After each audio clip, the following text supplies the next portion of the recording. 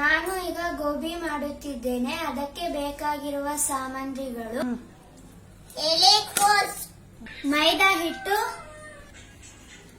ಅಕ್ಕಿ ಹಿಟ್ಟು, ಕಾರ್ನ್ಫ್ಲೋರ್, ಈರುಳ್ಳಿ, ಹಸಿಮೆಣಸಿನಕಾಯಿ, ಬೆಳ್ಳುಳ್ಳಿ, ಶುಂಠಿ ಹಾಕಿ ಮಾಡಿರೋ ಪೇಸ್ಟ್. 2 ಸ್ಪೂನ್ ಹಾಕ್ತಾ ಇದ್ದೀನಿ.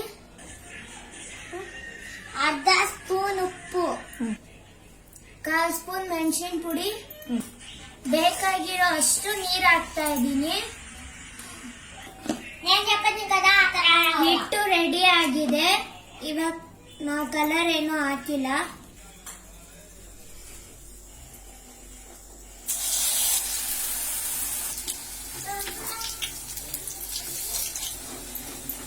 ಈಗ ಗೋಬಿ ತಗೊಂತಾ ಇದ್ದೀನಿ.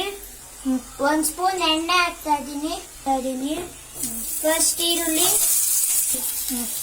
ಬೆಳ್ಳುಳ್ಳಿ, ಹಸಿಮೆಣಸಿನ್ಕಾಯಿ, ಬೆಳ್ಳುಳ್ಳಿ, ಶುಂಠಿ ಪೇಸ್ಟು ಹಾಕ್ತಾ ಇದ್ದೀನಿ. ನಾವ್ ಇದಕ್ಕೂ ಹಾಕೋಬೇಕು ಚಿಲ್ಲಿ ಸಾಸು, ಟೊಮೆಟೊ ಸಾಸ್ ಹಾಕೊಂಡು. ಇವಾಗ ರೆಡಿ ಮಾಡ್ಕೊಂಡಿರೋ ಗೋಬಿನ ಹಾಕೋಬೇಕು. ಇವಾಗ ಮಿಕ್ಸ್ ಮಾಡ್ಕೋಬೇಕು. ಇವಾಗ ರುಚಿಗೆ ತಕ್ಕಷ್ಟು ಉಪ್ಪು, ಲಾಸ್ಟ್ ಅಲ್ಲಿ ಕೊತ್ತಂಬರಿ ಸೊಪ್ಪು. ಇವಾಗ ಗೋಬಿ ರೆಡಿ ಆಯ್ತು.